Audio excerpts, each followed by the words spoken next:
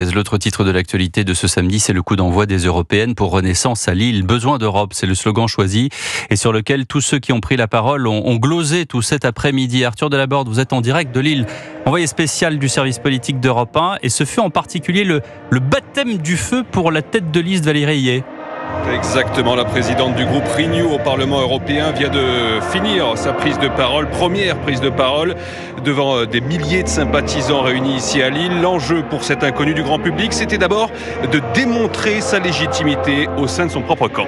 J'ai entendu dire, aux premières heures de cette campagne, que je serais un choix par défaut.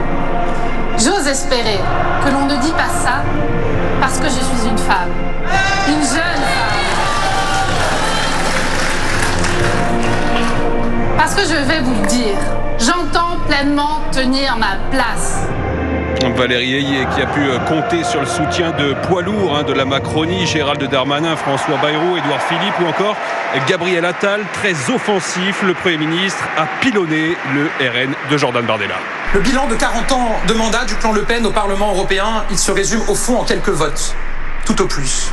Alors je vous le dis, mesdames et messieurs, regardons les votes du Rassemblement national au Parlement européen. C'est une litanie de trahison contre les intérêts des Français.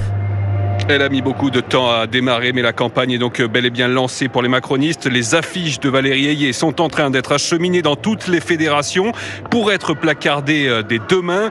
De grands meetings comme celui d'aujourd'hui à Lille, il y en aura a priori 2 autres dans les 3 mois restants avant le scrutin. Merci Arthur Delaborde du service politique d'Europe 1 en direct de Lille.